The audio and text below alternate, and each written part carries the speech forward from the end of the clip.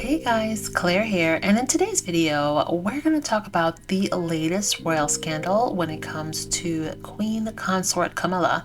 But before we get into that, let's just talk about the latest trailer for the Harry and Meghan docuseries on Netflix. Today, Netflix released the final trailer, and in it, they have confirmed what we've already talked about in the last two videos.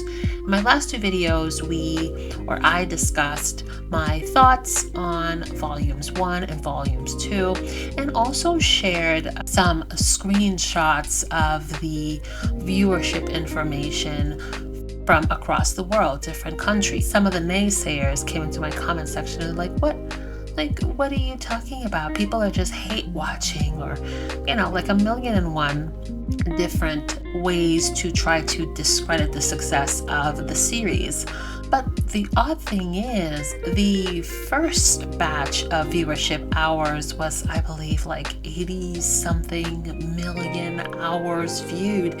And the final, or volume 2, was an even higher amount of hours watched. In combination, Netflix just recently revealed that it's over 175 million hours watched, making it Netflix's biggest documentary debut ever. That's huge. They also confirmed that it is in the top 10 in 85 countries worldwide. So the reach of this docuseries has been massive. The consumption of it has been massive. And I'm seeing some people were talking about the Rotten Tomatoes, or I think IMDb, where you see like a lot of weird royalist trolls doing what they always do, going onto websites in huge amounts and trying to dump on it or spam it with a lot of negative reviews. And they do that for every single project that Harry and Meghan does. And there's a part of me that just rolls my eyes. There's a part of me that laughs about it, and there's a part of me that kind of feels sorry for people like that. I don't care about the royal family. I don't think they're particularly nice people, and I don't feel like the monarchy has any place in modern day society. But what I do not do is go onto their websites, their social media pages, go onto fan pages for people in that family, go onto pages of charities that they work with and leave nasty messages. I don't tune in to the projects or the things that they do. I'm not a fan of them, so I don't do that. I like Harry and Meghan, so I talk about Harry and Meghan. I pay attention to what they do.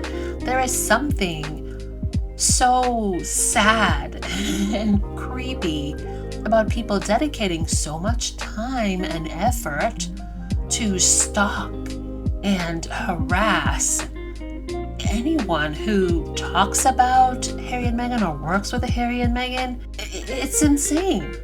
Who goes out of their way to do that? They did that with the book, The Bench, to the point where Amazon had to stop the reviews and be like, no, you can't leave a review unless you buy the book.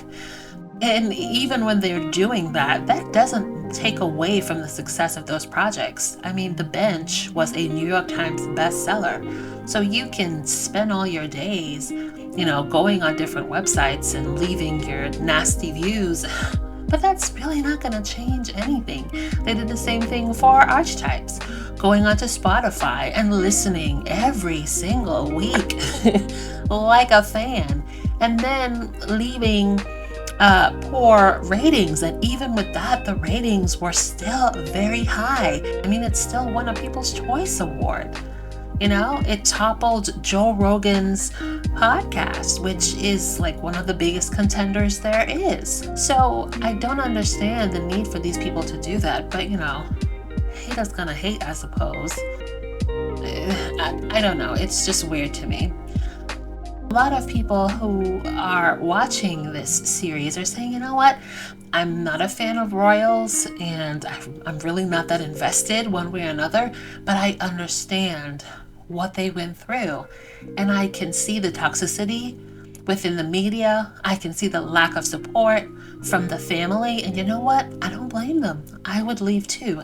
The truth always has a way of coming out and co-signing you when you're in the right. Everything that these two talked about in their documentary is playing out in the media right now. They were not protected, and they're still not being protected. Literally, Meghan lives in these people's heads rent-free. You have this yellow-toothed man literally putting on an article in The Sun saying how he dreams about Meghan being stripped naked and doo-doo thrown at her. You have this hussy, that's her name, saying that Meghan and Harry's marriage would not last, and guess what? She gets fired for being racist to a black woman.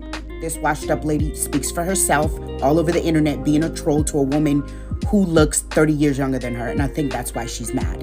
And then, of course, you have Mr. Morgan, who's mad because a woman decided he wasn't good enough to go on a date, and he's still mad. I've been wrong about Meghan and Harry. They are right. There is a level of hatred reserved for her. I was ignoring or minimising or trivialising or indifferent to the hatred. And this level of hatred spewed from that man has made me go, do you know what? I've switched team. I'm on team Harry and Meghan. And I feel like that was the main purpose of, one of the main purposes of doing this docuseries. Now, I can't speak for Harry and Meghan, but as far as I can see, my takeaway is that they're, first and foremost, wanting to tell their story in their own words.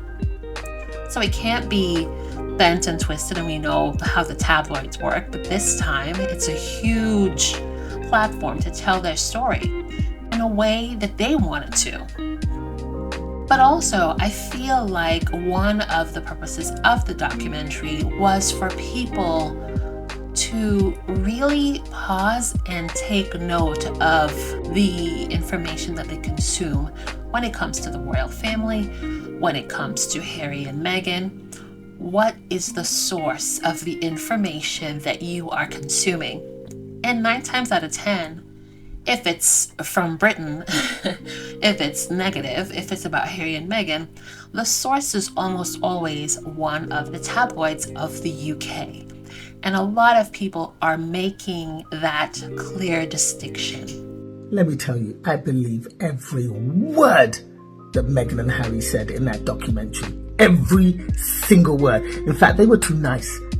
They were too classy. They should have named every single name. No wonder the British press is pissed off, because it just really exposes the source. It exposes the palace. And they hate that, because that goes a long way in fighting against the narratives that they've created.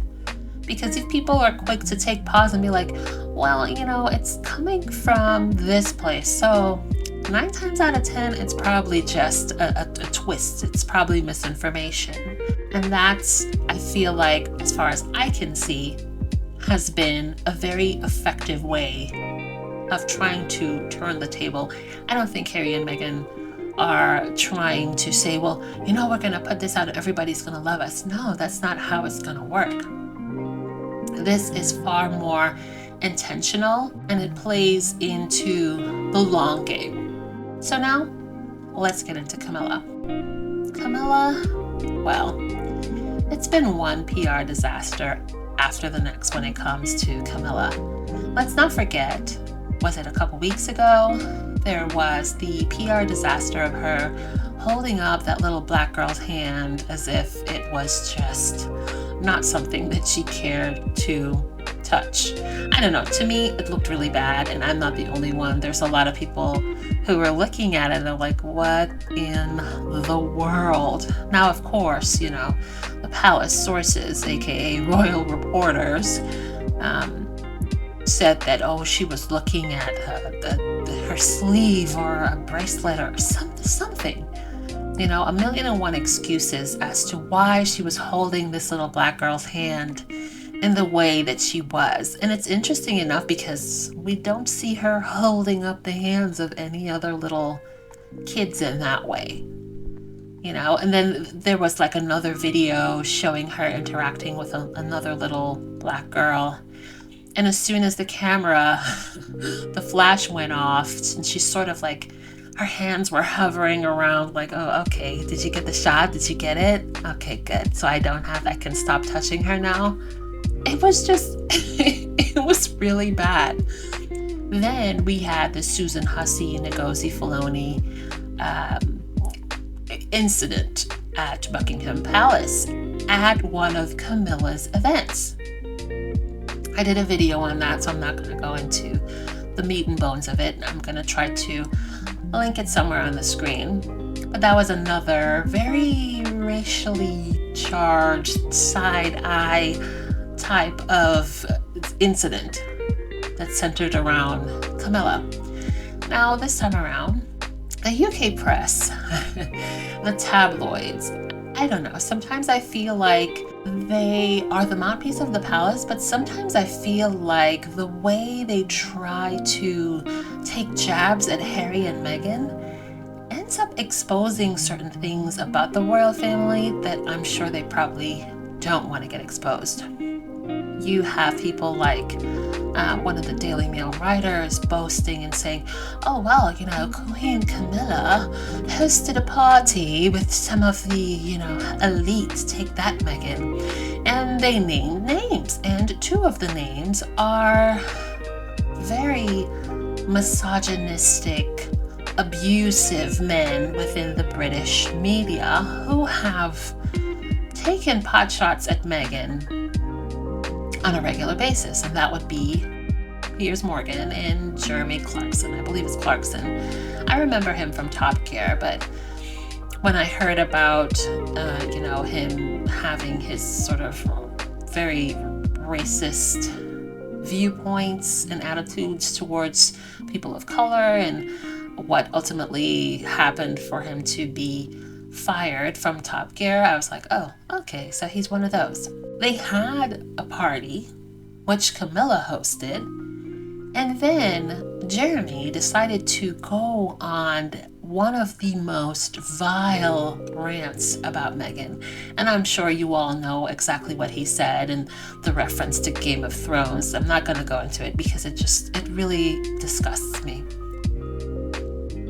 But the thing is, a lot of people were saying, well, it's a joke. Clearly, it's referencing Game of Thrones, but that's nonsense because he went so far beyond the reference of Game of Thrones. So the argument that it's a joke because it is a reference to Game of Thrones just doesn't make sense. And also, Jeremy has said a lot of nasty things about Meghan in the past. I mean, even before that, he went in on a massively disgusting tirade during the mourning of Queen Elizabeth. So it's not like Camilla and those within the palace walls do not know what Jeremy is up to. And the second guest, Piers Morgan, everybody knows that man has recently made a living out of disparaging Meghan and Harry on a daily basis. Why would you host a party where those two are invited? It sends a message. Do you know the Duchess very well? Yes, I think we get on very well. We used to go and, perhaps I shouldn't say this, but we used to go and sneak a crafty fag around the back of things. And let's not forget, Angela's biographer is Angela Levin. Angela Levin is sort of like a career troll.